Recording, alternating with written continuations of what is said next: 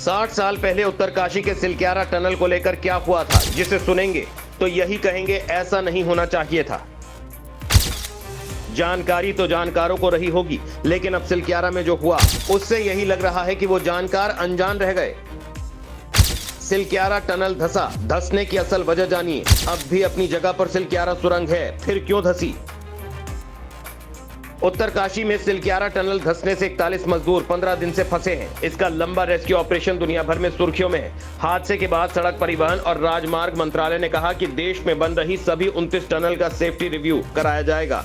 लेकिन सबसे जरूरी सवाल ये अब भी अपनी जगह पर है, फिर सिलक्यारा टनल क्यों धंसी? इस सवाल पर जाने से पहले ये जान लेते हैं कि दुनिया की 30% लैंडस्लाइड की घटनाएं हिमालय में होती है। प्राकृतिक और मानवीय दोनों वजहों से ऐसा हर मौसम में होता है। 6000 लोगों की जान लेने वाली 2013 की केदारनाथ आपदा गर्मियों में आई थी, तो 200 लोगों की मौत की वजह बना 2021 चमोली हादसा सर्दियों में हुआ था। सिलक्यारा में जहां टनल बन रही है, वहां पर करीब 60 साल पहले भी टनल बनाने के लिए सर्वे किया गया था। हालांकि पानी का स्रोत मिलने की वजह से तब इस प्रोजेक्ट को रोक दिया गया था। फिलहाल इस टनल के धंसने की 2 बड़ी वजह सामने आ रही हैं। पहली वजह, इस इलाके से होकर फॉल्ट लाइन का गुजरना। दूसरी, टनल के ऊपर से पहाड़ का गंगा यमुना का कैचमेंट एरिया होना।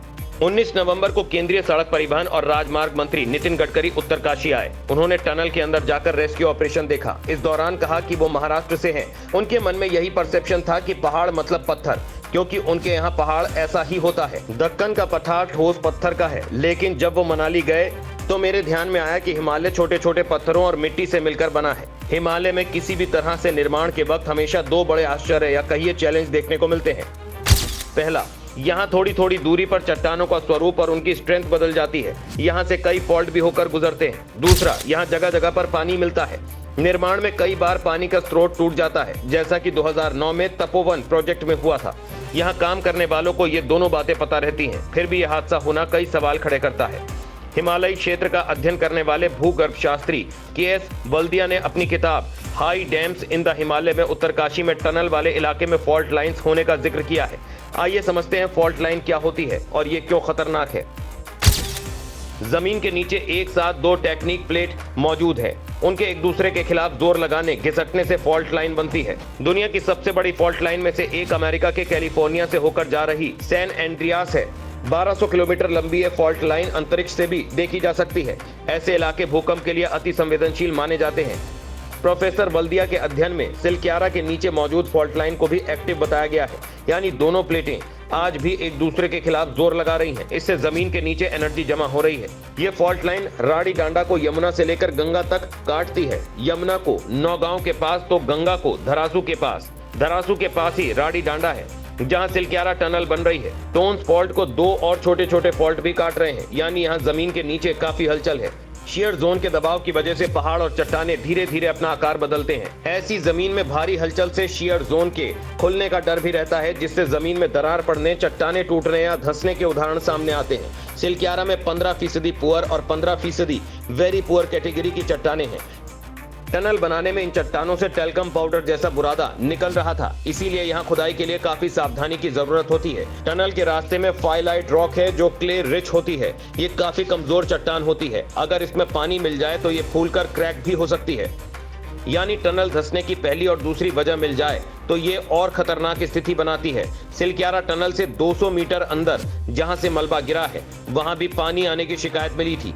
इस वजह से वो पैच छोड़ दिया गया था। 25 नवंबर को टनल के मुहाने पर पानी का रिसाव साफ नजर आने लगा, यानी यह पहाड़ कैचमेंट एरिया है। राड़ी पर्वत श्रृंखला गंगा और यमुना दोनों ही नदियों का कैचमेंट एरिया है, यानी साल भर इस पहाड़ में पानी रहता है। यही इलाका गंगा और यमुना को पानी उपलब्ध कराता है। इसी क्षेत्र से निकलकर छोटी नदियां स्यासू, नगुण, खुरोमला और नाकुरी भी भागीरथी में मिलती हैं। बता दें कि गंगा यमुना हो या फिर नैनीताल की नैनी झील, पहाड़ के सभी जल स्रोतों को ग्लेशियर से कहीं ज्यादा पानी पहाड़ों से मिलता है। यह असल में बारिश का ही पानी होता है, जो पूरे साल रिस रिस कर नदियों में पहुंचता है। Wadia institute of Himalayan geology की रिसर्च के मुताबिक भागीरथी और अलकनंदा के संगम देव प्रयाग में ग्लेशियर से सिर्फ 27% पानी आता है। बाकी सारा पानी कैचमेंट एरिया से ही आता है। इसी तरह नैनी झील में बारिश का पानी केवल 13% है और बाकी कैचमेंट एरिया से आता है।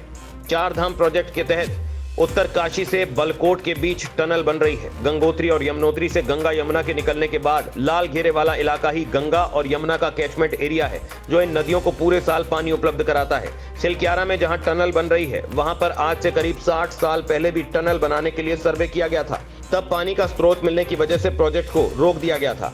इसके बाद यमुनोत्री के लिए रास्ता बनाया गया। बहरहाल ये जानते हुए भी कि ये कहना गलत होगा कि हिमालय पर निर्माण संभव नहीं है। जब हम थ्रस्ट के पास इतना ज्यादा वजन वाला टिहरी डैम बना सकते हैं, तो ये टनल तो महज 4.5 किलोमीटर लंबी है। सावधानी बरतते हुए इसे आसानी से बनाया जा सकता था। टनल अक्सर अपने मुहाने पर ही धंसती है। ये हादसा टनल के मुहाने से 200 मीटर अंदर हुआ है। ऐसा होना आश्चर्यजनक है। मान लिया जाए कि प्रोजेक्ट की डीपीआर बनाते समय यहाँ की जियोलॉजिकल स्टडी हुई होगी, लेकिन सवाल है कि काम कर रही एजेंसी और ठेकेदार ने इसे लेकर कितनी सावधानी बरती। इसकी जांच का क्या सिस्टम है?